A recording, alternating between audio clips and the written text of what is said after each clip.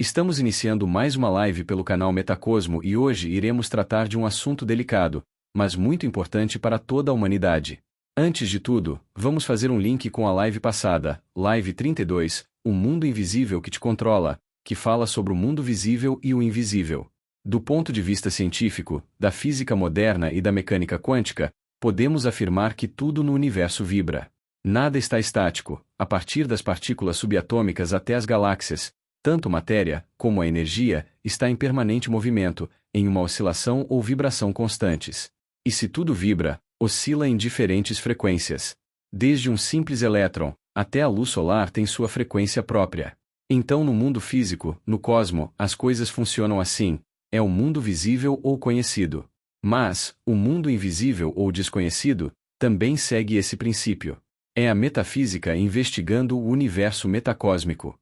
Desse ponto de vista, as emoções geram padrões fisiológicos mensuráveis, batimentos cardíacos, respiração, ondas cerebrais etc. Raiva, medo, alegria, calma, cada emoção, sentimento ou até pensamento tem seu próprio padrão corporal.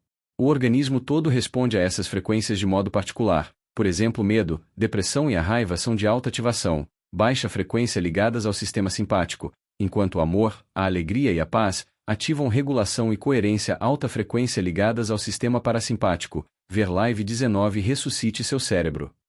Sendo assim, ambientes de paz e alegria são leves, trazem benefícios à saúde e sanidade pessoais, ao mesmo tempo tornam o mundo ao nosso entorno melhor. Já os conflitos, as tragédias e as brigas, tanto individuais como mundiais, transformam seu ambiente pessoal e o mundo em algo pesado, angustiante e cada vez pior. O medo é uma ferramenta essencial do ego para garantir nossa sobrevivência. Já o amor é um instrumento cósmico do eu, da nossa essência e da logosfera para desfrutarmos do verdadeiro sabor de viver. Então, a partir daqui faça agora sua escolha e vibre em harmonia e afaste o medo, respire e deixe o amor universal vibrar. Essa live vai te trazer conhecimento suficiente para sobreviver nesse mundo de conflitos com maior paz interior.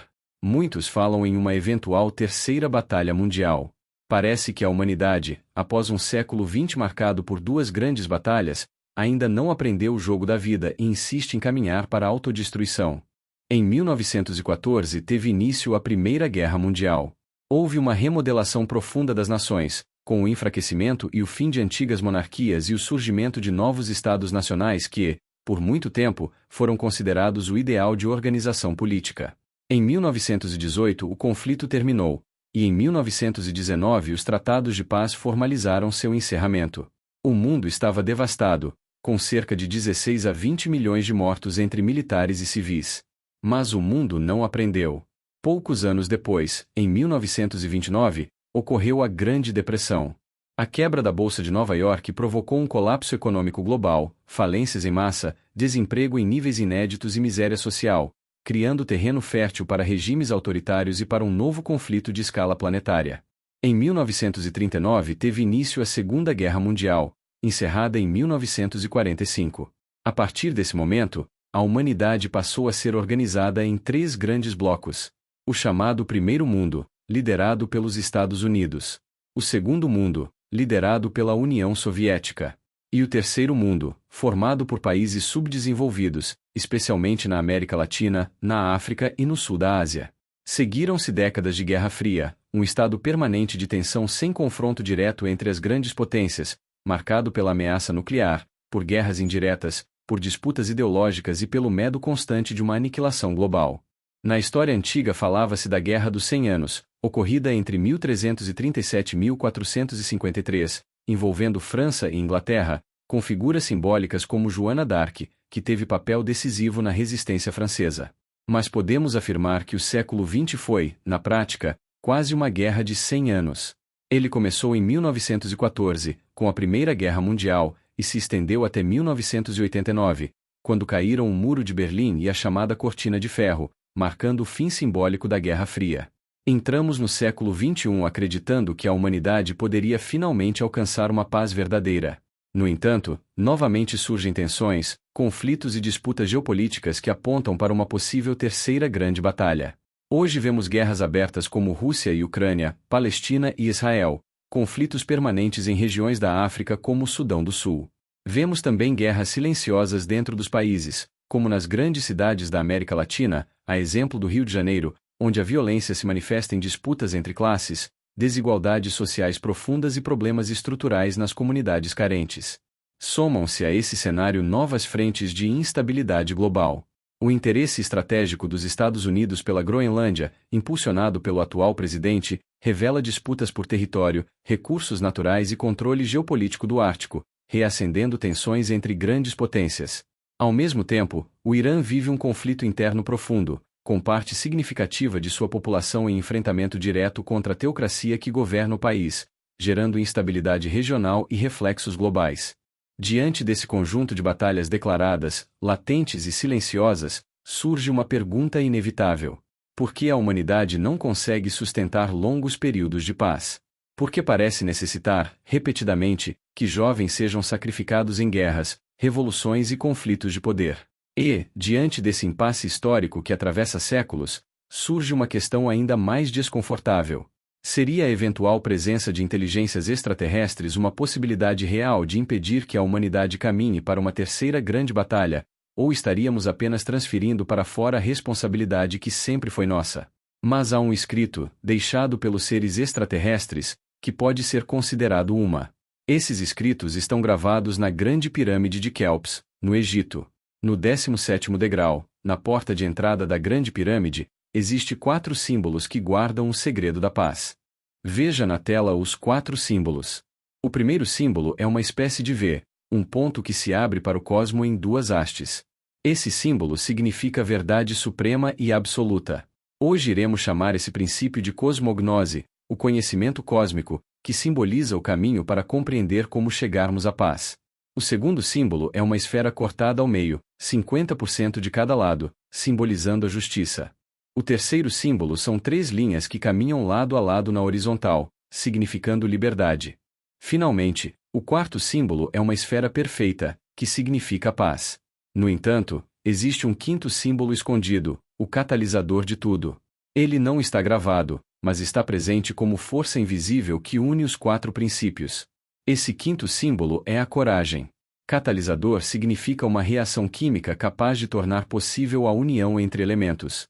No caso, a coragem é o catalisador que une verdade, justiça, liberdade e paz. Sem coragem, a verdade vira discurso. A justiça vira promessa. A liberdade vira slogan. A paz vira uma palavra vazia. Portanto, o grande segredo deixado pelos seres que construíram a Grande Pirâmide, que podem ter sido os Atlantes ou seres de inteligência extraterrestre, é simples e implacável. Para evitar uma terceira grande batalha mundial, a humanidade precisa aprender a unir esses 4 pilares por meio do quinto elemento, a coragem. Mas como colocar tudo isso em prática? Como construir um mundo bem melhor? Seria isso possível? Vamos analisar com profundidade este conhecimento. Para isso, vamos mergulhar na história da humanidade e chegamos a um dos maiores pensadores que já passaram pela Terra, Lao Tse. Lao Tse nasceu por volta de 604 a.C. e morreu aproximadamente em 531 a.C., na China. Foi filósofo, historiador e pensador fundamental do taoísmo. Atuou durante cerca de 40 anos como bibliotecário e historiador na corte da China Imperial, onde teve acesso aos registros políticos, administrativos e filosóficos do seu tempo. Após esse período, retirou-se da vida pública e viveu como eremita por décadas. Sua principal obra é o Tao Te Ching, texto central do pensamento taoísta, que trata da harmonia entre o humano, a natureza e o princípio cósmico que governa tudo. Em seu livro, encontramos uma mensagem de profundidade impressionante. A presença de um verdadeiro chefe de Estado é sentida pelo povo como ausência. Os maiores são amados e louvados. Os medíocres são ignorados. Os ambiciosos são desprezados. Quando um soberano confia em seu povo, o povo confia nele. Os chefes sábios são ponderados em suas palavras. O que eles fazem é bom. Desempenham a sua tarefa. Mas o povo tem a impressão de se guiar a si mesmo. Aqui, Lao Tse entra no mais alto nível da política. Não da política partidária, não da política do poder pelo poder, mas daquilo que podemos chamar de política filosófica ou filosofia da política. Durante seu tempo na corte imperial, Lao Tse conheceu profundamente os mecanismos do Estado, as disputas, as ambições e os jogos de poder. Ele viu de dentro como funcionava a política tradicional. Ao se retirar para a vida eremita, não fugiu da realidade, mas alcançou uma compreensão ainda mais ampla do funcionamento da consciência humana e coletiva. Quando Lao Tse afirma que o verdadeiro chefe de Estado é sentido como se estivesse ausente, ele está dizendo algo radical. Um governante verdadeiramente sábio não oprime, não controla, não impõe medo. Sua presença não pesa. O povo vive como se governasse a si mesmo. Nesse estado, as pessoas não sentem necessidade de um governo externo rígido, porque o governo já existe dentro da consciência. O eixo do poder deixa de estar fora e passa a estar dentro do ser humano. Isso nos leva a um conceito essencial. O governo pela própria consciência dispensa a dominação externa. Quando o indivíduo é regido pela consciência, não pelo ego, pela ganância ou pelo medo, ele naturalmente age em equilíbrio com o todo. A isso chamamos de cosmocracia. Mesmo que essa palavra não esteja nos dicionários tradicionais, ela se forma de maneira clara. Cracia significa governo. Cosmos significa o todo, o princípio cósmico, a ordem universal. Cosmocracia é, portanto, o governo pela consciência cósmica. Não é um governo individual. Não é intelectual. Não é ideológico. É um estado em que o ser humano é regido pela consciência cósmica e não pelo ego. Onde a verdade, a justiça, a liberdade e a paz não precisam ser impostas por força, porque já estão integradas no interior do indivíduo. Talvez esta seja, de fato, o grande segredo escondido na Grande Pirâmide. Não uma tecnologia externa. Não uma arma. Não uma intervenção salvadora. Mas um mapa da consciência. Um lembrete de que sem a elevação interna do humano, nenhuma paz externa é possível, e que sem cosmocracia, toda civilização acaba retornando ao ciclo da guerra. Vamos analisar na natureza como funciona essa cosmografia. Vamos pegar dois exemplos claros e incontestáveis: o das abelhas e o dos formigueiros. As abelhas vivem em cosmocracia. Quem conhece uma colmeia sabe que ali existe uma ordem perfeita. Não há caos, não há disputa de poder, não há competição interna destrutiva. Existe funcionamento. Se perguntássemos a uma abelha, quem é o chefe da colmeia, a resposta seria simples: não temos governo. Não temos chefe. E então a pergunta lógica surgiria: como tudo funciona tão perfeitamente? A resposta seria ainda mais simples. Cada uma sabe exatamente quanta cera deve produzir, quanto mel deve coletar, qual é a sua função. Não há brigas. Não há conflito de interesses. Mas então alguém insistiria: como é possível viver em perfeita harmonia em uma colmeia com cerca de 50.000 indivíduos sem governo? E a resposta viria novamente: nós realmente não temos governo. Vocês não têm um rei, ao menos uma rainha. Contrariando a interpretação humana, não existe rainha no sentido de governo. Existe a mãe. A mãe de todas. Somos 50.000, nascidas da mesma mãe. O nome rainha foi dado pelo ser humano, porque o ser humano projeta sua lógica de poder sobre tudo o que observa. Mas a chamada rainha não governa nada. Ela não comanda, não decide, não organiza. Ela apenas cumpre sua função biológica. A ordem da colmeia não nasce de uma autoridade central. Ela nasce da consciência cósmica. Cada abelha é governada automaticamente, sem saber, por um impulso que vem da consciência universal. A abelha é inconsciente individualmente. Ela obedece a um padrão maior. Isso é cosmocracia inconsciente.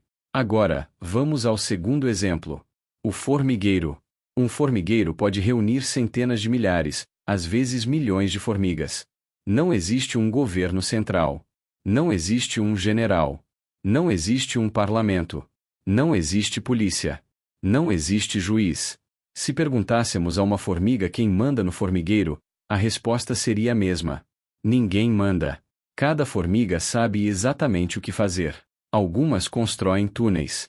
Outras buscam alimento. Outras defendem o território. Outras cuidam dos ovos. Outras fazem a limpeza. Não há competição interna. Não há disputa por cargos. Não há corrupção.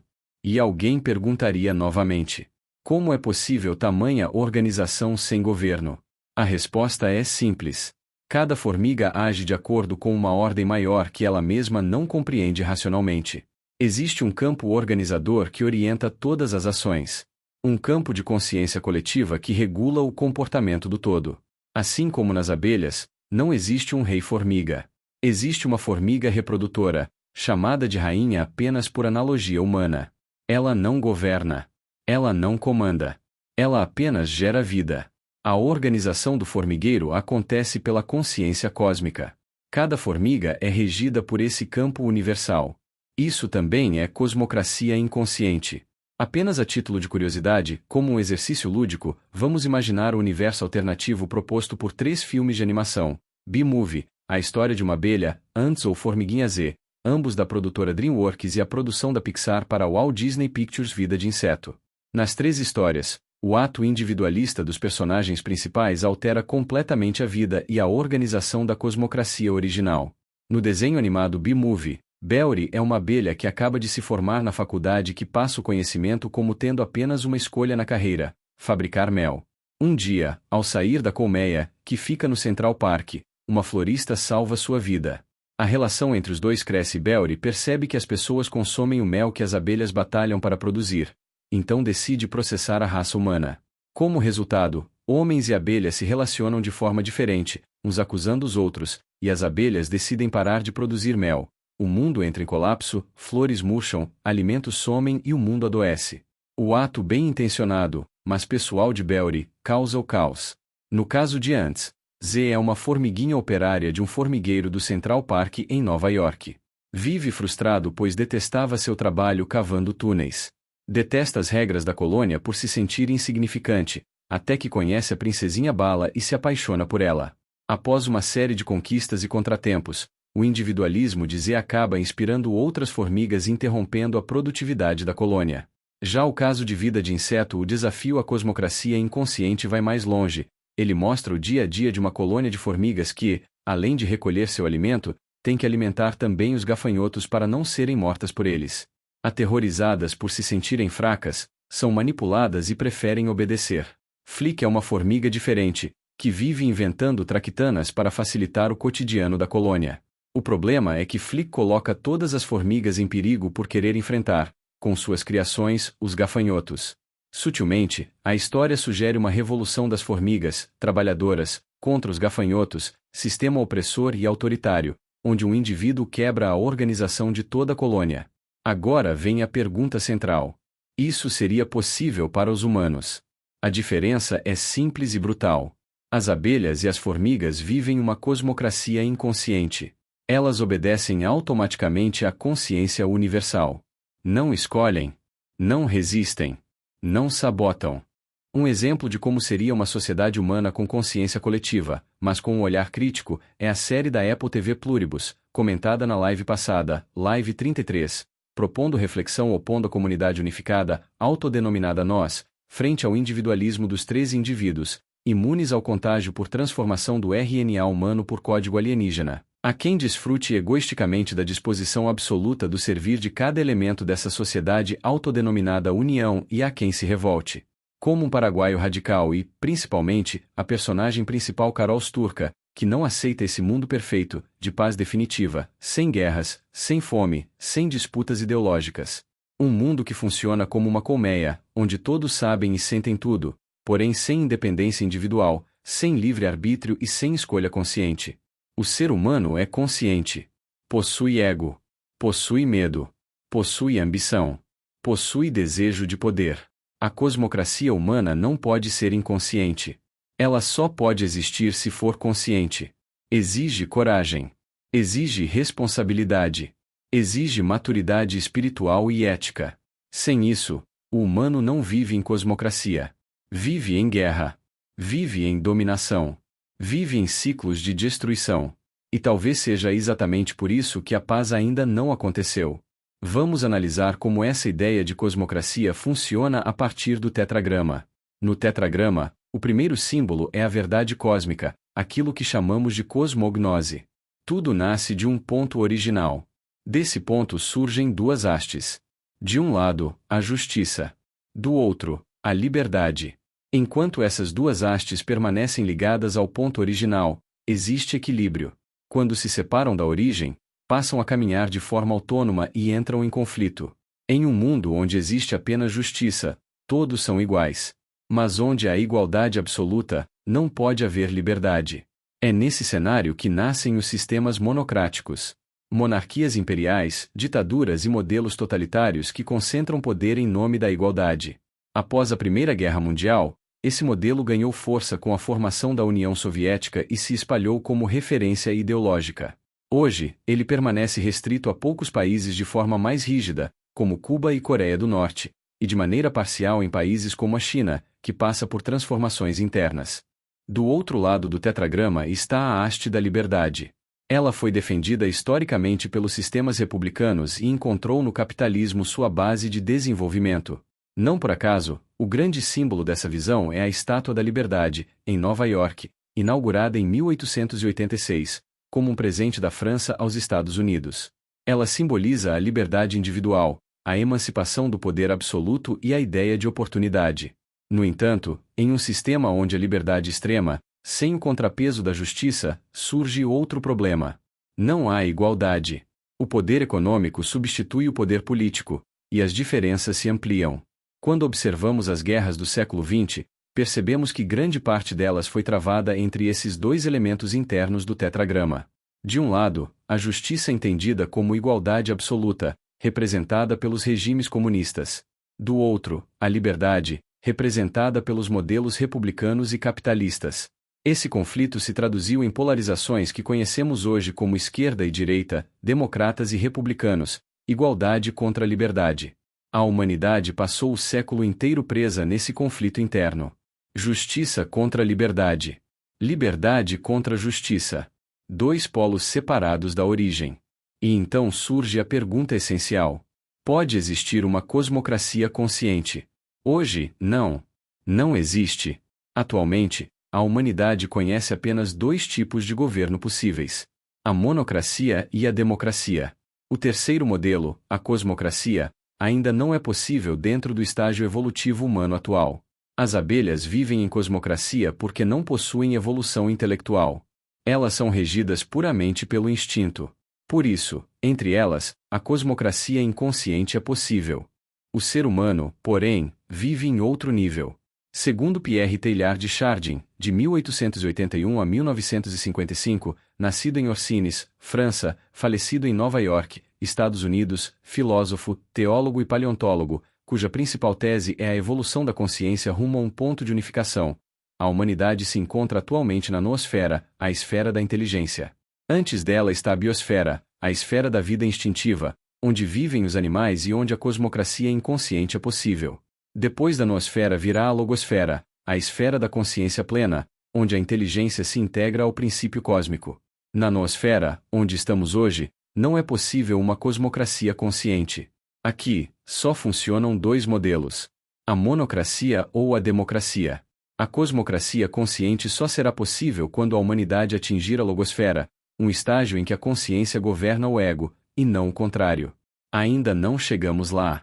Portanto, dentro do nosso estágio evolutivo atual, somos obrigados a conviver com esses dois modelos imperfeitos: a monocracia, que sacrifica a liberdade em nome da igualdade, ou a democracia, que sacrifica a igualdade em nome da liberdade.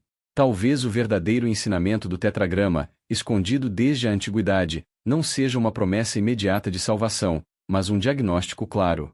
Enquanto a humanidade não retornar ao ponto original da cosmognose, verdade cósmica que une justiça e liberdade, continuará presa ao conflito entre esses dois polos, repetindo guerras, crises e colapsos. A paz não nasce da vitória de um lado sobre o outro. Ela só nasce quando os dois retornam à origem. Esse tema já havia sido colocado de forma clara durante a Revolução Francesa, especialmente na figura de Maximilien Robespierre.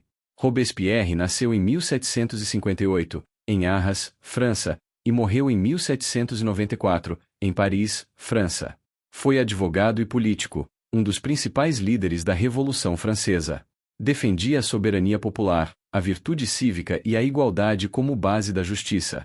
Sua principal tese era que uma república só poderia se sustentar se estivesse fundada na virtude e na consciência moral, pois sem isso a liberdade se corromperia. A Revolução Francesa ocorreu entre 1789 e 1799. Teve início com a queda da Bastilha, em 14 de julho de 1789, símbolo do absolutismo monárquico. Ela nasceu da miséria popular, do endividamento do Estado, da desigualdade extrema entre classes e da influência do iluminismo. A monarquia foi derrubada, a república proclamada e o antigo regime destruído. No centro da revolução estava o lema igualdade, liberdade e fraternidade. Igualdade como justiça. Liberdade como emancipação do poder absoluto. Fraternidade como paz social. Pela primeira vez, esses três princípios foram colocados como base explícita de organização política. No entanto, a própria experiência francesa mostrou o limite humano. O lema foi proclamado, mas não sustentado. A França não conseguiu aplicá-lo de forma universal nem sequer em suas próprias ações externas, como demonstram suas práticas coloniais no Haiti, na África e no Oriente Médio. O problema não estava no lema, mas na consciência que tentava aplicá-lo. É nesse ponto que se compreende melhor a limitação dos sistemas políticos humanos. A monocracia é o governo por um só. É um reino, império ou uma ditadura. Nos reinos e impérios, o poder costuma ser hereditário. Nas ditaduras modernas, geralmente não é. Elas se constituem pelas armas, pela luta armada e pela imposição da força. Hoje existem poucos governos monocráticos, mas eles continuam sendo a forma mais evidente de concentração absoluta de poder. Nós geralmente vivemos hoje em democracias, que são definidas como o governo pelo povo. Somos muitos cidadãos, mas nem todos podem governar ao mesmo tempo, pois isso geraria confusão. Por isso, escolhemos entre nós um cidadão que governe em nome dos demais. Utilizamos eleições, nas quais aquele que obtém a maioria dos votos passa a ser o chefe do governo. O ideal seria que esse governante tivesse a totalidade dos votos. Uma democracia com 100% de adesão seria uma democracia perfeita. Isso nunca aconteceu. Às vezes ocorre uma maioria absoluta, 51% contra 49%. Na maior parte das vezes, temos apenas maiorias relativas. Ainda assim, os cidadãos elegem um governante que, mesmo representando apenas parte da população, governa todos. Isso é o que chamamos de governo do povo, pelo povo e para o povo. O ponto central é compreender o estágio evolutivo da humanidade. Nós não estamos na zona da razão plena, a logosfera. Estamos na noosfera, a zona da inteligência. A inteligência convive com ego, ambição e conflito. Por isso, nesse nível, só são possíveis dois tipos de governo, monocracia ou democracia. Onde há dois egos, há uma briga. Onde há três egos, há uma guerra. A cosmocracia pressupõe harmonia absoluta entre todos, por isso, não é possível na nosfera. Ela exige que o governo não esteja fora, mas dentro da consciência de cada indivíduo. Na zona mais alta da evolução humana, a logosfera, onde existe a razão pura, a situação seria diferente. Se fossemos seres racionais, e não apenas seres intelectuais, a cosmocracia seria possível. Nesse estágio, a consciência governaria o ego, e justiça, liberdade e paz não precisariam ser impostas por estruturas externas. A Revolução Francesa revelou os princípios. A história mostrou os limites. Enquanto a humanidade permanecer na nosfera, continuará oscilando entre monocracia e democracia, proclamando valores universais sem conseguir sustentá-los plenamente na prática. Vamos às fontes da filosofia ocidental e, para isso, precisamos estudar Platão. Platão nasceu por volta de 428 a.C., em Atenas, Grécia, e morreu em 348 a.C., também em Atenas. Foi filósofo, discípulo de Sócrates e mestre de Aristóteles. Suas principais teses tratam da existência do mundo das ideias, da primazia da razão sobre o desejo e da relação direta entre a ordem da alma humana e a ordem da cidade. Platão escreveu uma obra fundamental chamada Politeia. Em nossas línguas modernas, ela foi traduzida como República. Essa tradução, no entanto, não expressa corretamente o sentido original do termo. Platão não escreveu sobre uma república no sentido político moderno. Politeia significa a arte de governar os cidadãos, a organização justa da vida coletiva, aquilo que poderíamos chamar de uma cosmocracia perfeita. Na Politeia, Platão não descreve um estado real. Ele imagina um estado ideal, baseado em seres humanos também ideais. Cidadãos que vivem em perfeita sintonia entre si e em perfeita sintonia com um princípio superior de razão e consciência. Muitas consciências individuais, mas todas alinhadas a uma única consciência maior. Isso é a Politeia. Nesse modelo, o governo não precisa mandar. Ele não impõe ordens, não controla pelo medo, não pune pela força. Ele apenas supervisiona. Não porque seja fraco, mas porque é desnecessário impor. Cada cidadão sabe, pela própria consciência, o que deve fazer. A ordem nasce de dentro, não de fora. Platão usa, implicitamente, um modelo semelhante ao das abelhas, com uma diferença fundamental. As abelhas vivem em perfeita harmonia porque são instintivas. Não possuem inteligência reflexiva nem razão. O ser humano, ao contrário, possui inteligência e razão. Por isso, para alcançar esse estado, precisaria de um nível evolutivo muito mais elevado. Platão imaginou um estado perfeito em que todos os cidadãos se guiassem pela mesma razão, pela mesma consciência, pelo mesmo logos. Isso pressupõe uma humanidade extremamente evoluída, que não existe ainda. Se descrevêssemos graficamente a ideia de Platão, veríamos várias consciências individuais finitas, cada uma mantendo sua identidade, mas todas em perfeita sintonia entre si. Acima delas, ou no centro de todas, estaria a consciência cósmica, o infinito, o princípio universal. Cada consciência individual estaria alinhada com essa consciência cósmica, e, por consequência, alinhada com todas as outras consciências individuais. Daí nasceria a harmonia total. Na Politeia de Platão, existiria 100% de sintonia e 100% de harmonia. Harmonia entre as consciências individuais e harmonia entre cada consciência individual e a consciência cósmica. Não haveria conflito, porque não haveria egos desalinhados. Isso é cosmocracia. Quando todos os cidadãos cumprem espontaneamente a ordem da alma do universo, não há necessidade de governo externo. O governo se torna invisível porque a consciência governa. Platão deixa isso claro. A condição indispensável para a existência de uma cosmocracia é que toda consciência individual esteja perfeitamente harmonizada com a consciência universal. Sem essa harmonia interna, qualquer tentativa de organização política degenera. Com ela, o governo deixa de ser imposição e passa a ser apenas expressão natural da ordem. Esse modelo foi alcançado por poucos seres ao longo da história da humanidade. Podemos citar Pitágoras e o próprio Mestre Jesus. Pitágoras nasceu por volta de 570 a.C., na ilha de Samos, Grécia, e morreu aproximadamente em 495 a.C., em Metaponto, no sul da Itália. Foi filósofo, matemático e iniciado. Suas principais teses afirmavam que o universo é regido por uma ordem racional, harmônica e matemática, e que o ser humano pode alinhar sua consciência individual a essa ordem por meio da iniciação, da disciplina e da purificação da alma. Essa harmonia não existe hoje em grande escala. A pergunta, então, é direta. Seria possível uma cosmocracia em pequena escala? Sim, isso já existiu. Pitágoras estabeleceu uma verdadeira cosmocracia em Crotona, uma pequena cidade no Golfo de Tarento, no sul da Itália. Ali, ele organizou uma comunidade de aproximadamente 100 a 200 pessoas, todas iniciadas. Não se tratava de um governo comum, nem de um sistema político convencional. Era uma pequena politeia, uma cosmocracia real, onde todos os membros se guiavam pela consciência cósmica. Pitágoras era um grande mestre de iniciações. Ele não governava pela força, nem por leis externas rígidas.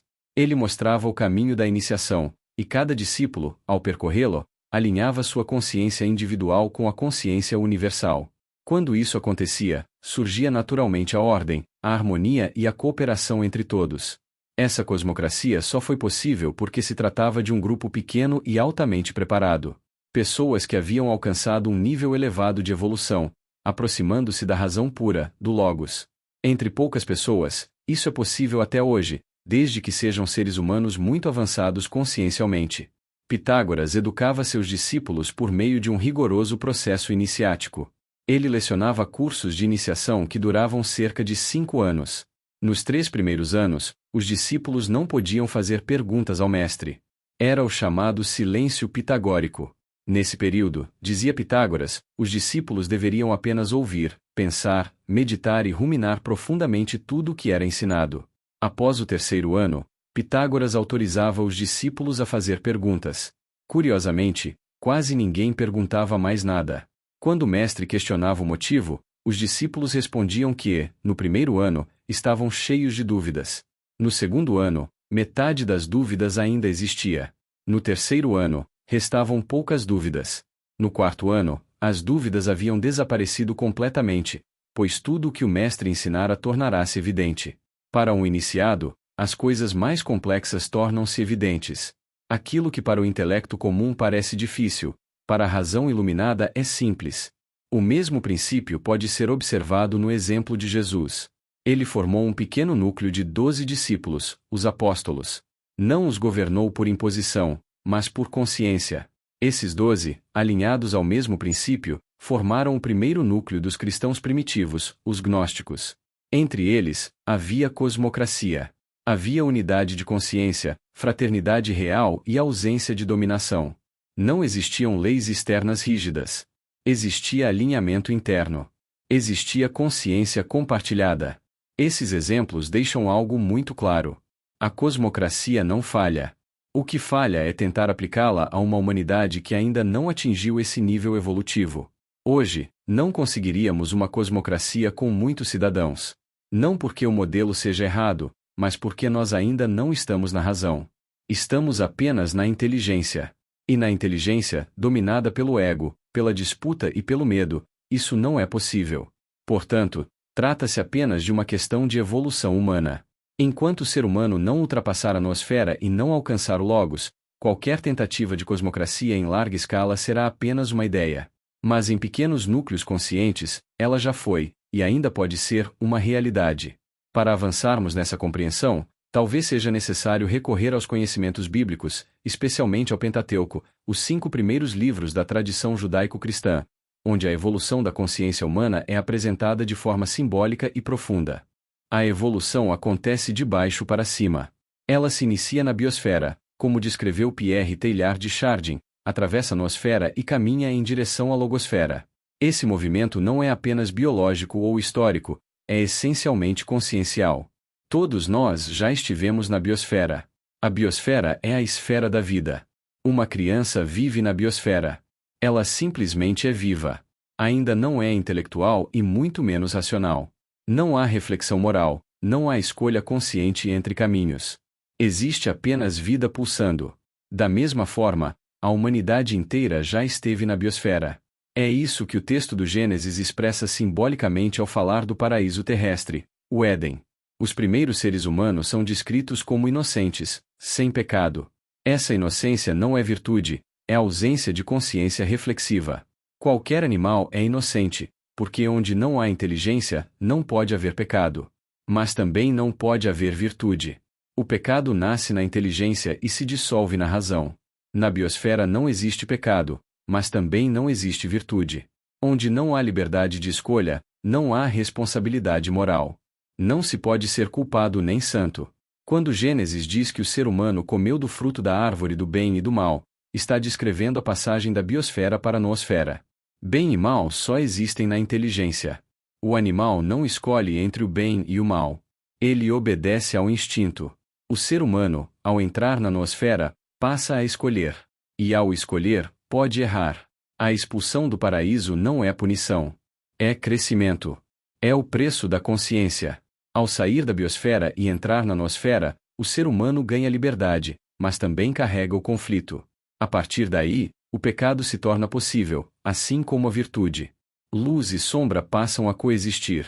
Na logosfera, o pecado se encerra. Não por repressão, mas por superação. Na logosfera, a consciência domina plenamente. O bem deixa de ser imposto e passa a ser voluntário. O ser humano não luta mais contra seus impulsos, porque já os integrou. Ele se torna espontaneamente justo. É nesse nível que se situam os mais avançados. É o caso do Cristo, que pôde dizer com verdade: quem de vós poderá provar que eu tenho um pecado? Ninguém poderia. Não por medo, não por obediência cega, mas porque nele a consciência já governava plenamente. Nós não podemos dizer isso. Vivemos na mistura. Somos feitos de luz e trevas. Somos capazes do melhor e do pior. Em um dia avançamos, em outro recuamos. Na noosfera, tudo é instável. Pode haver evolução, estagnação ou involução. Tudo é possível. Por isso, a cosmocracia não pode existir plenamente nesse nível. Ela exige estabilidade interior. Exige uma consciência que não oscila. Na cosmocracia verdadeira não há regressão, porque todos estão alinhados à mesma ordem interior. O texto bíblico, quando lido com profundidade, não fala de culpa religiosa. Ele fala de etapas da consciência. Ele descreve o caminho do humano desde a vida instintiva, passando pela inteligência conflitiva, até a razão iluminada. A paz, a verdadeira paz, só é possível quando esse percurso se completa. Vamos voltar a Lao Tse para compreendermos como tudo isso é possível. Lao Tse afirma que, quando os chefes são sábios e os cidadãos também são sábios, quando todos vivem de forma cosmocrática, praticamente não existe governo. Não há imposição externa, não há controle rígido. O povo sente a ausência do governante, porque cada um se governa a partir da própria consciência. Esse estado pode ser chamado de anarquia no sentido original da palavra. Em grego, anarquia significa sem governo. Não significa bagunça, caos ou desordem, como o uso moderno acabou associando. Significa ausência de governo externo. Uma politeia e uma cosmocracia são, nesse sentido, anarquias. Existe governo, mas ele é interno. A consciência governa o indivíduo, e o indivíduo consciente mantém a ordem. O problema surge quando não há governo interno. Quando a consciência não governa, torna-se necessário um governo externo. Um governo que imponha limites, leis e punições para conter a instabilidade da inteligência humana. A inteligência é vacilante. Às vezes pratica o bem, às vezes pratica o mal. Nunca está plenamente estabilizada. Por isso, na nosfera, ainda é necessário um governo externo, muitas vezes sustentado pela força. O que Lao Tse descreve não é uma utopia política. É a descrição de uma cosmocracia. Um estado em que a ordem não é imposta, mas brota da harmonia interior. Entre os seres humanos, essa cosmocracia não existe hoje não por imperfeição absoluta, mas por imperfeição. Na natureza, a cosmocracia existe por imperfeição, por falta de evolução. Os seres vivem regidos pelo instinto. Na humanidade, ela não existe porque estamos em um estágio intermediário. Evoluímos parcialmente. Já não somos puramente instintivos, mas ainda não somos plenamente racionais. Na biosfera, a evolução é zero. Ali existe cosmocracia inconsciente. Na logosfera, a evolução é 100%. Ali existe cosmocracia consciente. Na noosfera, onde nos encontramos, a cosmocracia não existe, porque estamos entre esses dois polos. Essa relação pode ser compreendida observando a tensão entre autoridade e liberdade. Na noosfera, autoridade e liberdade se distribuem num plano horizontal. Quanto mais aumenta a autoridade do governo, mais diminui a liberdade do indivíduo. Quanto mais se amplia a liberdade sem consciência, mais se perde a autoridade capaz de manter a ordem. Por isso, nesse nível evolutivo, somos obrigados a fazer um acordo. Aceitamos uma parcela de autoridade e uma parcela de liberdade. Quando essas parcelas se equilibram, algo em torno de 50% de autoridade e 50% de liberdade, temos aquilo que chamamos de democracia. Se a autoridade se torna total, a liberdade desaparece e surge a ditadura. Como a ditadura destrói a liberdade, as sociedades humanas tentam evitar esse extremo, aceitando o compromisso do equilíbrio parcial. Esse equilíbrio, porém, só é possível no plano horizontal próprio da noosfera. Ele nunca será perfeito. Sempre haverá tensão, conflito e instabilidade. Se projetarmos essa relação para um plano vertical, a lógica muda completamente. Na logosfera, autoridade e liberdade não se opõem. Elas se unem. Ali, é possível existir 100% de autoridade e 100% de liberdade ao mesmo tempo. A autoridade não oprime, porque nasce da consciência. A liberdade não gera caos, porque é guiada pela razão. Isso é impossível na horizontal. Só é possível na vertical. A vertical representa a elevação da consciência. Quando a consciência sobe, aquilo que parecia contraditório se integra. Autoridade e liberdade deixam de ser opostas e passam a ser expressões da mesma ordem interior. É isso que Lao Tse aponta. Enquanto estivermos na nosfera, precisaremos de governos externos, de leis e de controle. Quando a humanidade alcançar a logosfera, o governo externo se tornará desnecessário, porque a consciência governará tudo.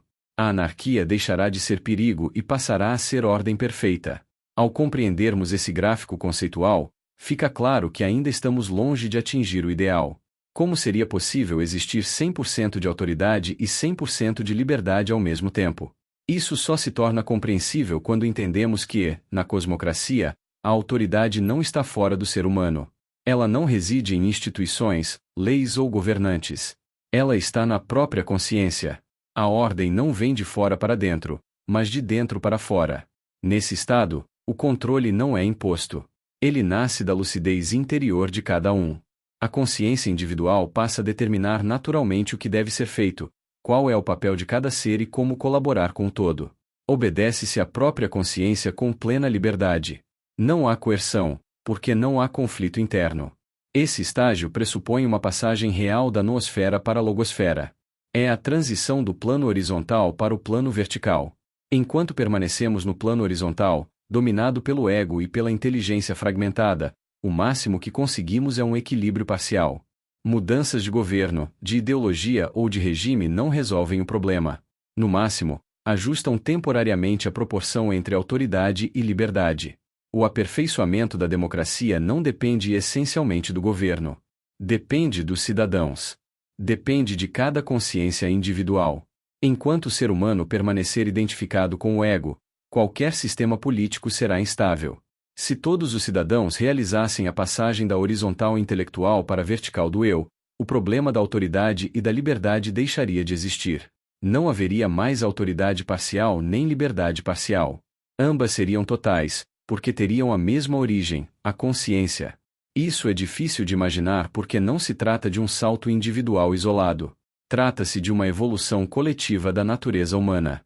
Não é a transformação de uma pessoa, mas de todas.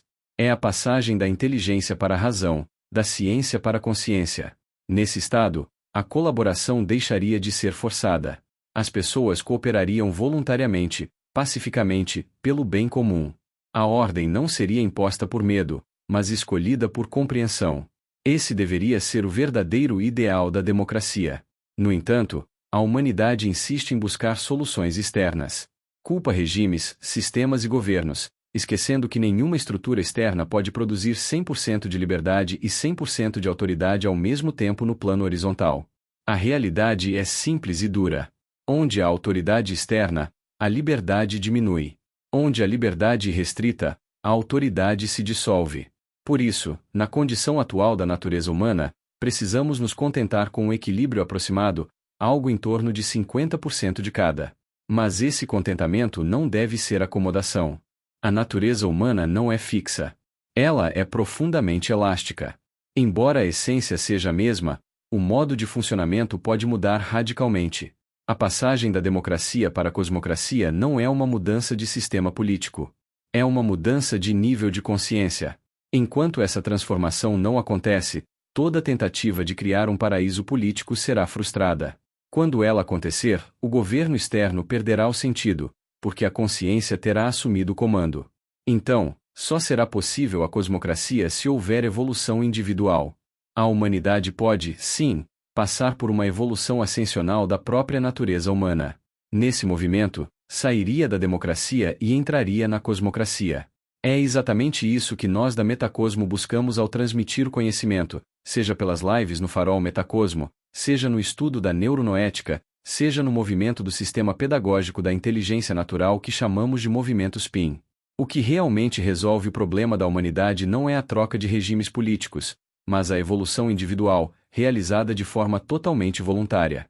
Nenhum governo pode mandar, decretar ou impor que o ser humano passe da inteligência para a razão.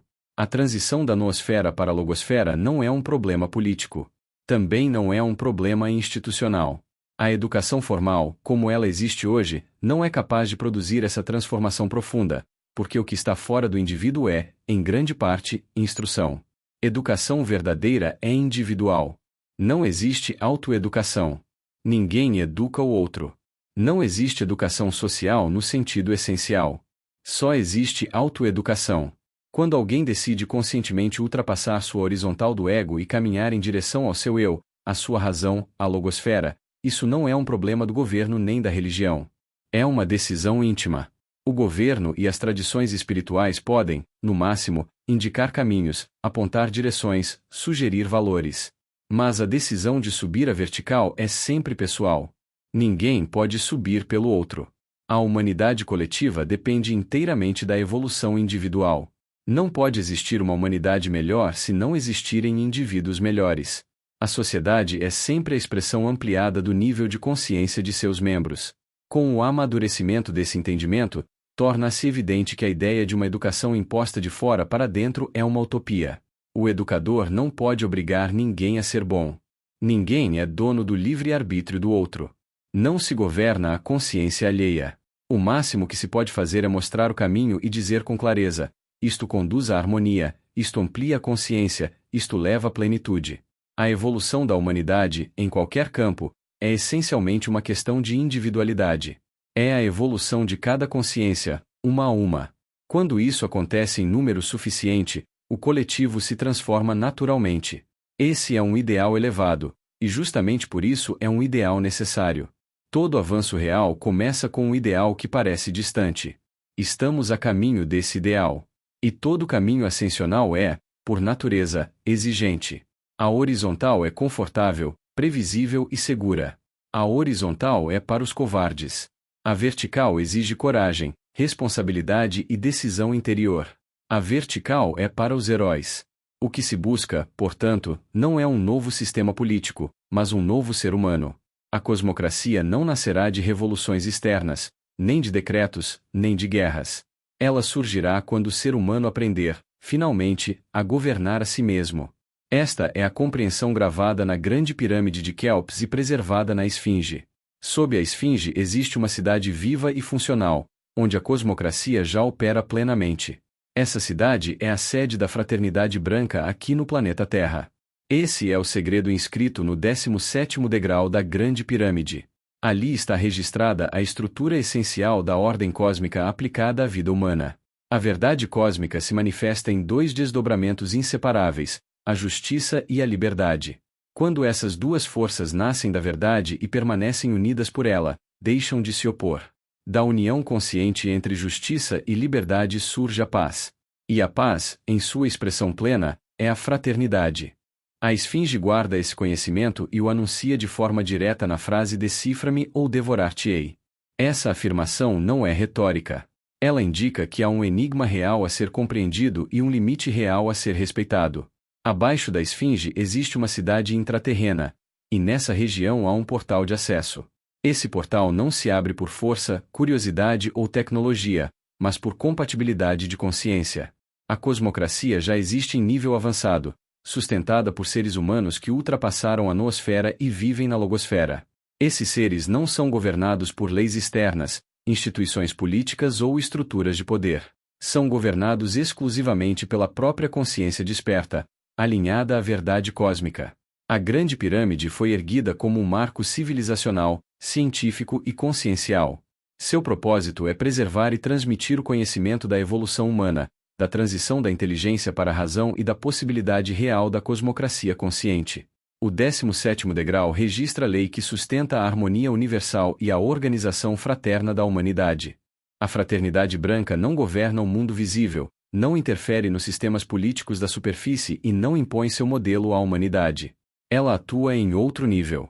Sua função é sustentar o eixo da consciência planetária, manter ativo o campo da logosfera na Terra e preservar o princípio da fraternidade como destino humano. A cidade sob a Esfinge funciona porque seus habitantes já resolveram o conflito entre autoridade e liberdade. Nela existem 100% de autoridade e 100% de liberdade simultaneamente, porque ambas nascem da verdade cósmica. A autoridade é justa porque emerge da consciência. A liberdade é plena porque é responsável. A consequência natural dessa união é a paz permanente, vivida como fraternidade real entre todos. Essa estrutura não se manifesta na superfície enquanto a humanidade permanecer majoritariamente na horizontal do ego. Por isso, o conhecimento foi preservado e mantido íntegro ao longo dos milênios. A Grande Pirâmide, o 17º degrau, a Esfinge, a cidade intraterrena e o portal de acesso formam um único eixo. Um eixo de continuidade civilizacional que atravessa a história da Terra, guardando a chave da paz humana. A cosmocracia é uma realidade em funcionamento, aguardando que o ser humano alcance, por mérito próprio, o nível necessário para atravessar esse limiar. Entramos, então, no contexto da atualidade sem adornos e sem véus. Nas últimas semanas ganhou força a circulação de declarações atribuídas a uma ex-analista do Banco da Inglaterra, Alguém que passou mais de uma década mergulhada em crises sistêmicas, balanços, inventários e estruturas de crédito. Uma profissional formada pela University of Cambridge, com vivência direta no coração do sistema financeiro europeu, e que teria alertado para algo que quase nunca é dito de forma aberta. A confirmação oficial da existência de inteligências não humanas fora da Terra não seria apenas um evento científico, mas um gatilho de colapso civilizatório. Segundo essa linha de análise, o problema central não são os extraterrestres em si. O problema é o efeito psicológico, simbólico e estrutural que essa revelação teria sobre a humanidade. O sistema financeiro global não se sustenta em ouro, papel ou números digitais. Ele se sustenta em confiança.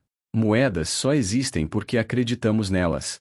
Dívidas só são pagas porque aceitamos regras como válidas. O dinheiro, em si, não tem valor algum. O valor é projetado pela mente coletiva.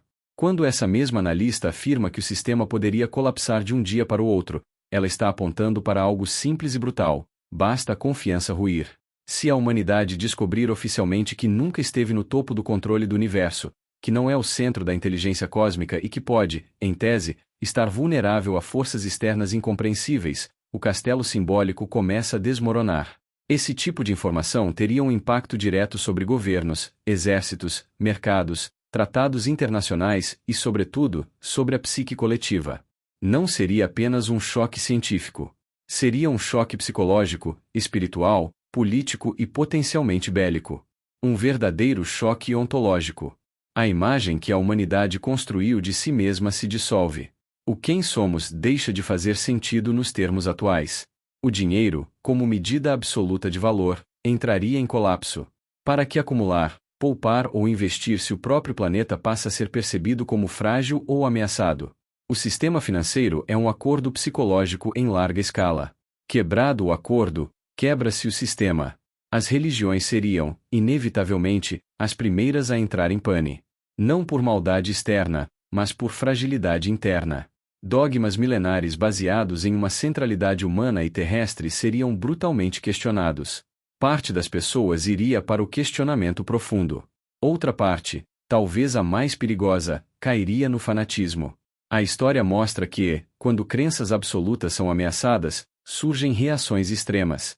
Em alguns casos, a fé baseada no invisível se dissolveria. Em outros, surgiriam novos cultos, novos dogmas, novas formas de devoção, incluindo a ideia de seres humanos rezando para inteligências extraterrestres, repetindo o mesmo padrão psicológico de submissão e projeção que sempre existiu. O objeto muda, o mecanismo é o mesmo.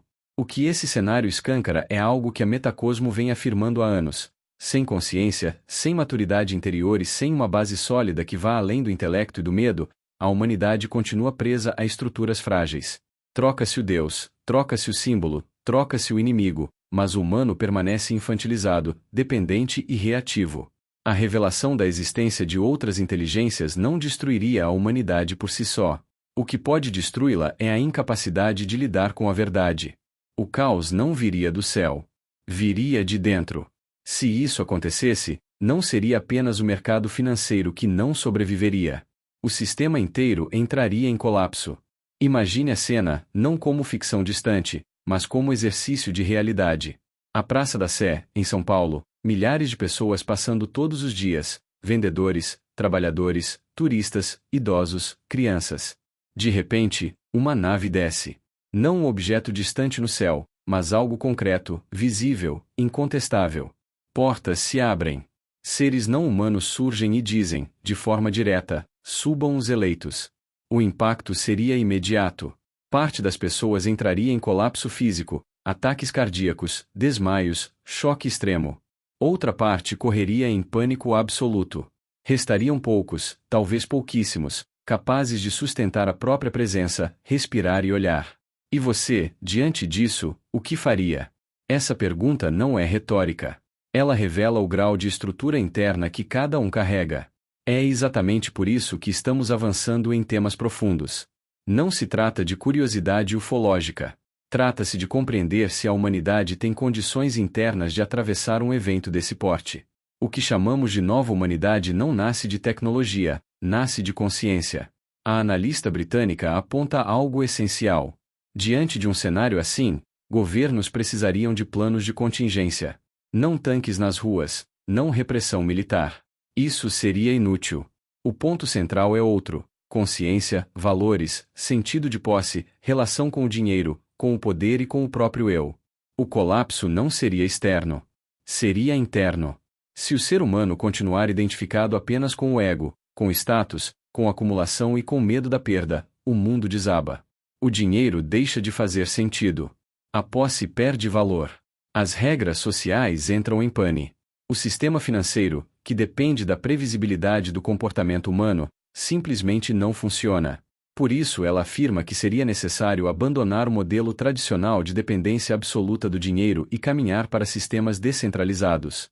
Não por ideologia, mas por sobrevivência sistêmica. O exemplo mais conhecido disso é o Bitcoin. Ele não nasce apenas como ativo financeiro, mas como resposta a cenários extremos. Guerras, colapsos, desertos, ausência de Estado. Não por acaso ele foi testado em situações reais de conflito. Há um ponto que quase ninguém compreende. O sistema energético é o verdadeiro calcanhar de Aquiles da civilização. Se houver caos e a energia elétrica cair, a humanidade moderna entra em regressão imediata. Tudo para comunicação, finanças, logística, água, alimentos. O retorno seria sistemas arcaicos, simples e independentes. Poucos entendem, ainda, o potencial de produção energética associado às pirâmides. Energia livre. Um conhecimento antigo, esquecido ou deliberadamente ocultado. Nikola Tesla já sabia disso. Tesla compreendia que a energia poderia ser abundante, distribuída e não centralizada. Ele não foi ignorado por acaso. Foi retirado do jogo porque ameaçava a base de controle do sistema. A analista sugere algo ainda mais profundo: um remodelamento ideológico completo. Não para adorar alienígenas, não para criar dogmas, mas para compreender que a humanidade não é o centro do universo e que isso não é uma ameaça, é uma etapa de maturidade. Se inteligências externas se manifestarem, o sistema financeiro colapsa, os governos entram em crise e até a própria internet se torna instável. Alguns diriam que o Bitcoin depende de energia e rede. Aqui entra um ponto que quase ninguém entende. Quando Satoshi criou o Bitcoin, ele não pensou apenas na internet tradicional. Ele pensou em redes paralelas, em funcionamento em condições extremas. É exatamente por isso que ele sobrevive em guerras e regiões hostis. Quem se acha muito inteligente na Faria Lima, em Manhattan, na City of London ou na Suíça ainda não compreendeu isso. E é melhor que não compreendam. O sistema financeiro nunca foi sobre gráficos. Isso é ilusão. Quem trabalha seriamente com investimentos analisa comportamento humano. Medo, ganância, euforia, pânico. O mercado é um reflexo direto do estado psicológico coletivo. Quando as pessoas estão bem, o mercado vai bem. Quando estão mal, o mercado desaba. Por isso, a teoria apresentada recentemente sobre os bilionários está errada na base. Não são máquinas que comandam o mundo. São emoções humanas mal compreendidas. É por isso que a Metacosmo irá avançar em um estudo profundo de neuronoética aplicado ao mercado financeiro. Porque o mercado é vulnerável à alma humana. Se a humanidade não elevar sua consciência, qualquer revelação externa será apenas o gatilho. O colapso já está dentro. Não é intuição. É constatação lógica. Há um sentimento difuso no planeta de que algo grave está em andamento, e isso não vem do nada. Ele é alimentado por fatos objetivos, por sinais concretos e por eventos que fogem completamente da normalidade histórica. O 13 Atlas é um desses sinais. Um objeto interestelar identificado, com origem fora do sistema solar, trajetória incomum e características que obrigaram a comunidade científica a reconhecer limites claros de explicação. Ele não pertence ao nosso sistema. Ele atravessou. E isso, por si só, já rompe a narrativa confortável de isolamento cósmico. Mais do que isso, há a expectativa de um novo fenômeno semelhante, já anunciado por diversos observatórios, com comportamento comparável ao 13 Atlas e previsão de acompanhamento iminente. Dois eventos desse tipo, em sequência histórica tão curta, não configuram acaso. Configuram padrão. Quando questionaram a analista britânica sobre o motivo de trazer esse tema agora, a resposta foi direta. Ela afirmou possuir documentos que comprovam a existência de inteligências não humanas fora da Terra. Não são relatos soltos, nem conjecturas filosóficas. Segundo ela, são registros formais, relatórios e documentos históricos que demonstram que a presença de seres extraterrestres é uma realidade conhecida há muito mais tempo do que se admite publicamente. Esses documentos, segundo sua afirmação, reúnem registros históricos de diferentes épocas, cruzam observações oficiais, dados científicos e informações mantidas fora do alcance da população. O que ela sustenta é que a humanidade não está diante de uma descoberta futura, mas de uma revelação tardia. A informação sempre existiu. O que muda agora é a impossibilidade de continuar ocultando. Ela deixa claro que, quando isso for oficialmente confirmado, a reação humana será o fator decisivo. Não se trata de medo dos seres extraterrestres, mas da quebra da ilusão de centralidade. A humanidade sempre se enxergou como o topo da criação, como referência máxima de inteligência e controle. Quando essa imagem cai, a estrutura psicológica coletiva entra em choque. Esse choque não seria localizado. Ele atravessaria o sistema financeiro, os governos, as religiões e a própria identidade humana. O dinheiro perderia valor não por falha técnica, mas porque ele depende exclusivamente de crença. Moedas só funcionam porque acreditamos nelas. Dívidas só existem porque aceitamos regras. Quando a noção de controle absoluto desaparece, esses acordos simbólicos se desfazem. A analista afirma que o risco real é a histeria coletiva. Um colapso emocional em massa. Pessoas incapazes de sustentar a realidade entram em pânico, negam, se radicalizam ou buscam novas formas de submissão simbólica. É nesse cenário que surgiriam tanto o abandono completo de crenças antigas quanto a criação de novos fanatismos, inclusive direcionados a inteligências extraterrestres. O ponto central do que ela afirma, sustentado pelos documentos que diz possuir, é simples e duro. A humanidade não está psicologicamente preparada para a verdade. O problema não é o que existe fora da Terra. O problema é o estado interno do ser humano aqui. O 13 Atlas e os novos fenômenos anunciados não são ameaças em si. Eles são gatilhos. Eles expõem o quanto a civilização é frágil, dependente de narrativas artificiais e sustentada por símbolos vazios. Quando esses símbolos caem, o que sobra é o nível real de consciência. É isso que está sendo revelado agora. Não algo vindo do espaço, mas a precariedade interna de uma humanidade que acreditou por tempo demais que estava no controle de tudo. Esse conhecimento não surge agora. Ele atravessa milênios. O que muda é o momento histórico em que essas narrativas voltam à superfície com força. As embarcações fenícias são constantemente citadas porque não eram simples barcos. Para o padrão da antiguidade, eram tecnologias avançadas de navegação oceânica. Há estudos que defendem a possibilidade de travessias transatlânticas muito anteriores a 500 a.C., incluindo rotas que poderiam ter alcançado a costa da América do Sul. Isso, por si só, já desmonta a ideia de uma humanidade antiga limitada e isolada. Quando se observa a iconografia dessas embarcações, muitos apontam semelhanças simbólicas com descrições modernas de naves espaciais. Não como prova técnica, mas como continuidade de uma linguagem visual. Isso vale para relatos associados aos chamados deuses que teriam descido em locais como Baalbek. Ali, a tradição fala de seres vindos do céu trazendo conhecimento, engenharia e organização social. A questão central não é se eram deuses no sentido religioso moderno, mas se eram percebidos como algo não humano. Há registros muito mais antigos. Textos da Suméria, com mais de 6.000 anos, descrevem seres vindos dos céus, luzes inteligentes, objetos metálicos e intervenções diretas na organização da civilização. Esses relatos aparecem novamente no Egito Antigo, na Amazônia, na Mesoamérica e em outros povos sem contato entre si. Os sumérios falavam dos Anunnaki como moldadores da civilização. Astecas, maias e incas registraram figuras semelhantes, vindas do céu, associadas a conhecimento, agricultura, arquitetura e leis. O ponto que chama atenção não é a crença isolada, mas a repetição do padrão. Culturas separadas por oceanos, sem comunicação entre si, narrando eventos muito parecidos. As mesmas luzes no céu. Os mesmos objetos descritos como metálicos. As mesmas figuras descendo e ensinando.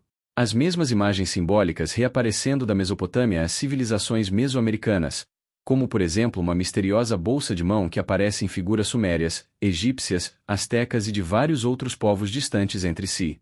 Relatórios contemporâneos da NASA, embora cautelosos na linguagem oficial, fazem referência a registros históricos de fenômenos aéreos não identificados. Em alguns materiais institucionais e apresentações públicas, aparecem imagens de embarcações antigas, inclusive fenícias, como parte de uma linha histórica de observação do céu e do desconhecido. O mesmo tipo de imagem surge em capas e análises da The Economist, o que levanta questionamentos legítimos. Não é prova direta. É sinalização simbólica. Esses elementos históricos e documentais foram usados como base para análises de impacto sistêmico, como as apresentadas pela analista britânica. Ao estudar a história humana de longo prazo, percebe-se que esses relatos não se encaixam na narrativa oficial limitada aos últimos 6.000 anos de civilização organizada. Há lacunas. Há cortes. Há uma história mais longa sendo ignorada. Outro ponto delicado surge quando se considera o nível de acesso dessa analista. Uma ex-executiva e estrategista do sistema financeiro britânico não opera isolada. É plausível que tenha contato com altas hierarquias do governo dos Estados Unidos e de outras potências. Isso levanta a hipótese de que esteja sendo preparada, de forma gradual, uma comunicação oficial sobre a existência de inteligências não humanas. Essa possibilidade já foi mencionada no passado por líderes globais. Ronald Reagan falou publicamente sobre como uma ameaça externa poderia unir a humanidade. Conversas semelhantes foram atribuídas a encontros com Mikhail Gorbachev. Ideias próximas circularam em ambientes ligados a Elizabeth II e ao John Paul II. Não como anúncio, mas como reflexão estratégica. A lógica é clara. Uma ameaça externa comum poderia enfraquecer a narrativa de uma terceira grande guerra entre nações humanas e deslocar o foco para uma humanidade unificada. Ao mesmo tempo, justificaria investimentos maciços em defesa espacial e armamentos fora da Terra. Nada disso é apresentado aqui como certeza absoluta. O que se expõe é a coerência do encadeamento histórico. Relatos antigos semelhantes. Símbolos repetidos. Documentos modernos que voltam a esses registros. Analistas financeiros alertando para colapso sistêmico diante de uma revelação. E líderes históricos mencionando a possibilidade de união humana frente a algo externo. Sem véus, o que se vê é uma narrativa alternativa ganhando forma. Não criada agora, mas resgatada. A pergunta que permanece não é se esses relatos são reais ou simbólicos. A pergunta é por que eles atravessam toda a história humana e voltam justamente quando o sistema atual mostra sinais claros de esgotamento. Algo mudou de forma objetiva. Quando uma analista ligada ao alto sistema financeiro afirma ter contato direto com o secretário Marco Rubio e com outros senadores norte-americanos que já falaram publicamente sobre a influência de inteligências não humanas em áreas nucleares, usinas atômicas e locais de desenvolvimento de armamentos, isso marca uma ruptura histórica. Até pouco tempo, esse tema era relegado ao campo do esotérico, da nova era ou rotulado como teoria conspiratória. Hoje, ele é discutido por pilotos militares, autoridades de defesa, executivos governamentais e banqueiros. Isso não acontece por acaso. Até Hollywood entra no jogo. Sempre fez filmes que apresentam os alienígenas como perigosos invasores ou inimigos, em produções como A Guerra dos Mundos, 1953 e 2005, Vampiros de Almas, 1956, A Bolha Assassina, 1958 e 1988, O Terror Veio do Espaço, 1963, Invasores de Corpos, 1978, O Enigma de Outro Mundo, 1982, Força Sinistra, 1985, O Predador, 1987, Eles Vivem, 1988, Alien, 1992, Independence Day, 1996 e 2016, MIB, Os Homens de Preto, 1997, Tropas Estelares, 1997, Sinais. 2002, Skilline a Invasão, 2010, Vida, 2017, Aniquilação, 2018, Um Lugar Silencioso, 2020. Em outros momentos, apresentam os alienígenas em filmes em que são amigos ou salvadores, como por exemplo, O Dia em que a Terra Parou, 1951 e 2008, Contatos Imediatos de Terceiro Grau, 1977, e O Extraterrestre, 1982, Starman o Homem das Estrelas, 1984, Inimigo Meu, 1985, Cocon, 1985, O Segredo do Abismo, 1989, Contato, 1997, O Quinto Elemento, 1997, O Gigante de Ferro, 1999, Capax, O Caminho da Luz, 2001, Avatar, 2009, Distrito 9, 2009. Poe, O Alien Fugitivo, 2011. Interestelar, 2014, A Chegada, 2016, Eternos, 2021, e PK, 2021. Seja como for, essas produções ou inspiram medo ou trazem uma mensagem amorosa, deixando a decisão de como encarar os seres alienígenas, ou seja como negativos ou positivos. Aprofundando um pouco, podemos refletir que muitos dos filmes são usados como recurso para imprimir medo e manipular mentes, tal qual vampiros de almas e invasores de corpos, que durante a Guerra Fria, eram uma metáfora do perigo comunista. Quando autoridades desse nível passam a falar abertamente sobre objetos que interferem em instalações nucleares e sistemas estratégicos, o sinal é claro. O tema saiu da marginalidade intelectual e entrou no núcleo do poder. Não se trata mais de crença. Trata-se de segurança, soberania e controle. E isso muda completamente o jogo. Cientistas também começam a se mover fora do discurso confortável. O objeto 13 Atlas já não é visto apenas como uma curiosidade astronômica.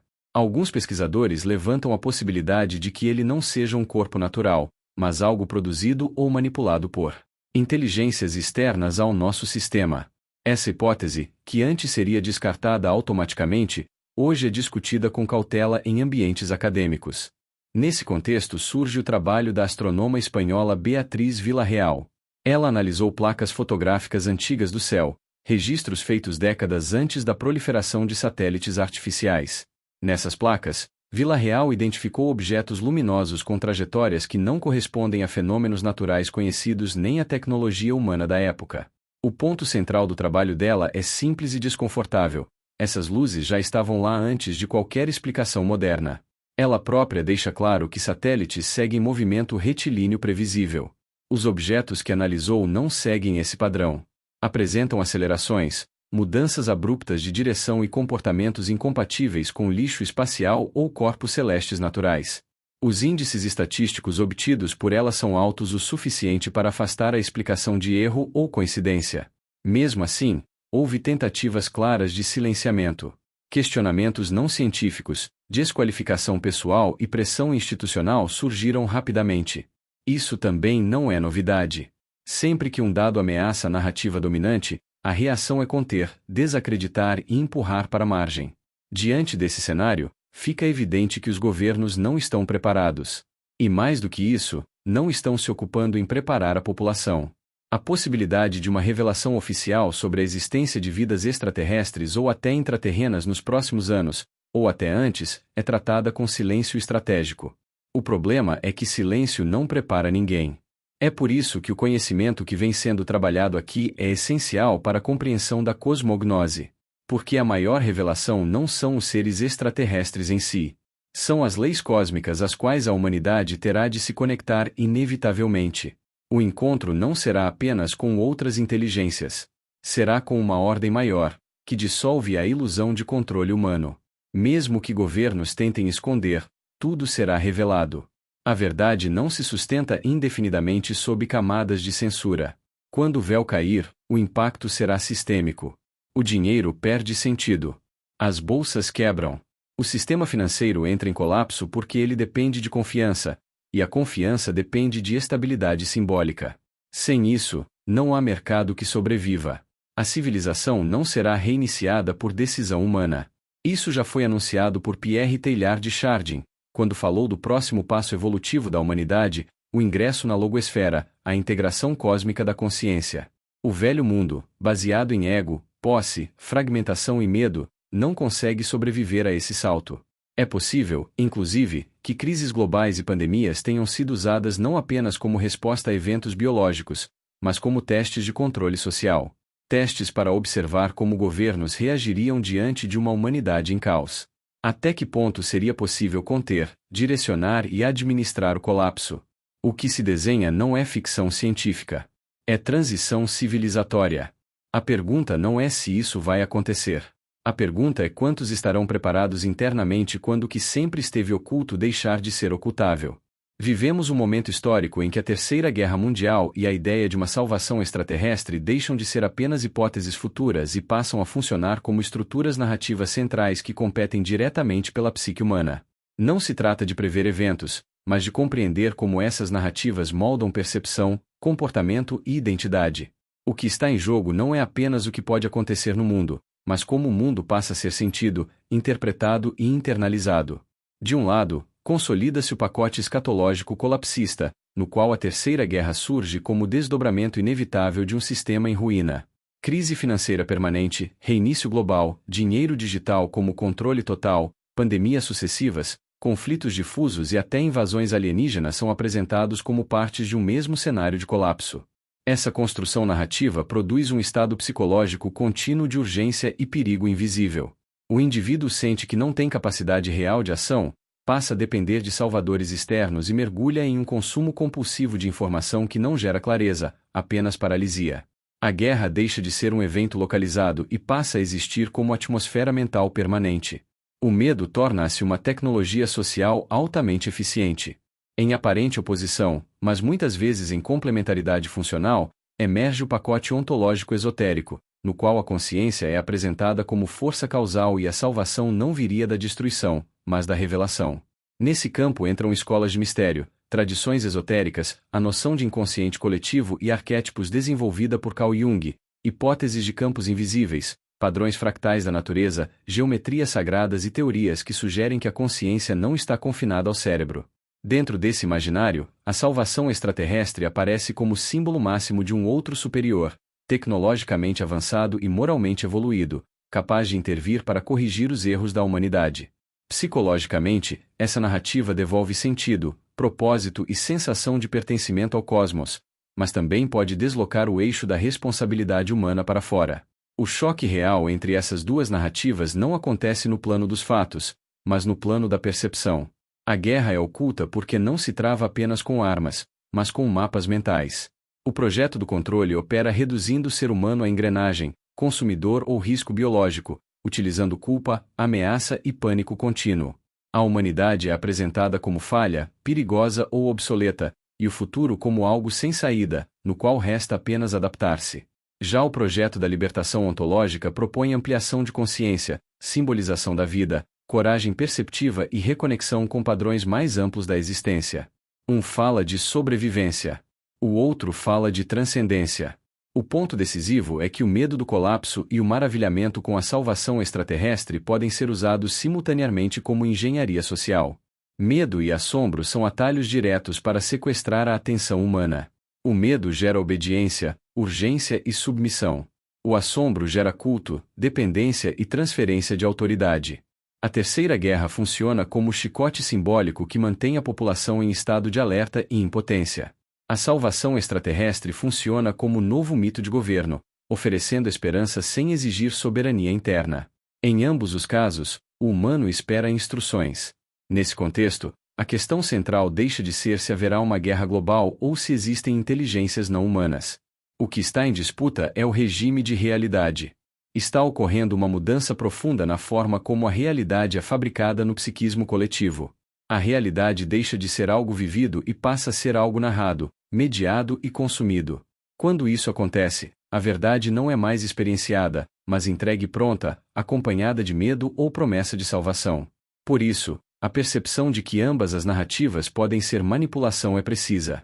O novo poder não se contenta em controlar dinheiro, território ou leis. Ele busca controlar percepção. O verdadeiro fim da realidade não seria o colapso do mundo físico, mas a perda da capacidade humana de discernir, simbolizar e criar sentido por si mesma. Dentro do tema da Terceira Guerra e da salvação dos extraterrestres, a síntese é clara. Há uma guerra invisível entre o projeto do medo, que reduz o humano a sobrevivente obediente, e o projeto da consciência, que tenta reativar o humano como ser ontológico, simbólico e criador. E o campo de batalha não é o planeta, nem o espaço sideral. É a percepção humana. Por isso é que aqui na Metacosmo trabalhamos a visão da cosmocracia, uma visão que não tem nada a ver com aquilo que estamos vivendo até hoje. Não é fuga espiritual, não é promessa de salvação e muito menos fantasia futurista. É uma leitura madura da realidade que integra o mundo político, econômico e financeiro, mas sobretudo o processo de despertar e expansão da consciência humana. É por isso que, nos próximos meses, vamos avançar com firmeza nos estudos da neuronoética dentro da filosofia cósmica. Não estamos aqui para alimentar medo, nem para vender esperança fácil. Estamos aqui para preparar o humano para compreender o nível real de consciência em que se encontra e o quanto ainda precisa evoluir. Para deixar isso absolutamente claro, quero terminar esta live com uma alegoria simples, irônica e dolorosamente verdadeira. Imagine a cena. Uma nave extraterrestre começa a descer bem no meio da Praça da Sé, em São Paulo. Sirenes ligadas, drones no ar, celulares apontados para o céu, lives abertas em todas as redes sociais. A nave pousa. Mas nada muito divino. Nada muito avançado. Sai um pezinho com rodinhas, exatamente igual ao trem de pouso dos nossos aviões atrasados que ainda dependem de combustível fóssil. Já começa a decepção coletiva. Cadê a tecnologia salvadora? A porta se abre e alguns alienígenas descem calmamente. Olham para a multidão e dizem com tranquilidade absoluta: venham os iniciados. Vamos dar a oportunidade de vocês conhecerem o universo onde vivem. E aí começa o espetáculo humano. A primeira coisa não é silêncio, não é reflexão, não é consciência. É a fila. E imediatamente surge a palavra prioridade. O presidente aparece dizendo que precisa entrar primeiro porque representa a nação. Logo atrás vêm os ministros alegando questões de Estado. Senadores e deputados discutem entre si quem tem mais mandato, mais votos ou mais influência. Um empurra o outro dizendo que sem eles não existe democracia interplanetária. Antes que a fila ande, surgem os banqueiros. Carteirinha prêmio na mão. Alegam que financiaram metade da nave. Os bilionários aparecem logo depois dizendo que compraram prioridade antecipada. Um deles pergunta se a nave aceita cartão, outro quer saber se pode pagar em criptomoeda, outro afirma que já tem uma ala reservada só para ele, com poltrona reclinável e vista panorâmica do cosmos. Enquanto isso, o povo observa. Alguns tentam furar a fila dizendo que chegaram antes. Outros afirmam que são mais conscientes que os demais. Alguns gravam vídeos explicando por que merecem entrar. Outros reclamam que estão sendo excluídos. Já começa a confusão. Quando finalmente entram na nave, a terceira guerra começa dentro dela. Quem vai se sentar na janelinha? Quem fica mais perto da porta? Quem tem direito a mais espaço? Um diz que é autoridade. Outro diz que é investidor. Outro diz que é iluminado. Todos brigando por posição. Logo surge a discussão linguística. Os alienígenas falam o quê? Inglês, porque é a língua do poder. Português, porque estamos no Brasil. Mandarim, porque é o futuro. Francês, porque alguém acha elegante. Alguém exige tradução simultânea. Outro quer legenda. Enquanto isso, os extraterrestres se olham, provavelmente tentando entender como uma espécie chegou tão longe tecnologicamente e tão pouco internamente. Depois vem o tribunal moral. Pode entrar mulher de vestido curto ou não pode? E quem usa véu? E quem fuma, como vai ficar horas sem fumar? E quem bebe? E quem come carne? E quem não toma banho? Tudo vira regra. Tudo vira julgamento. Tudo vira projeção do ego. Essa cena é engraçada, mas é também trágica. Ela mostra com clareza o quanto ainda estamos longe de qualquer integração cósmica real. Não falta nave. Não falta o universo. Falta consciência. Falta maturidade interior. Falta humanidade desperta. Por isso, nosso trabalho não é preparar vocês para serem salvos por extraterrestres, nem para sobreviver a um cenário escatológico de Terceira Guerra Mundial. O nosso trabalho é transmitir conhecimento cósmico para que o humano dê um passo evolutivo verdadeiro. Um passo que não é tecnológico, nem político, nem financeiro. É ontológico. É sair da nosfera, onde tudo é disputa, medo e vaidade, e entrar na logosfera, onde existe sentido, responsabilidade e consciência. É abandonar o egoísmo e o egocentrismo para encontrar o verdadeiro eu sou. Caso contrário, continuaremos como crianças mimadas, brigando no playground da integração cósmica, mesmo quando o convite é para algo infinitamente maior. Escrevam depois nos comentários o que vocês acham que realmente aconteceria se uma nave extraterrestre descesse hoje, em plena Praça da Sé, em São Paulo. Seja magnífico. Seja eterno. Seja o amor. E assim é.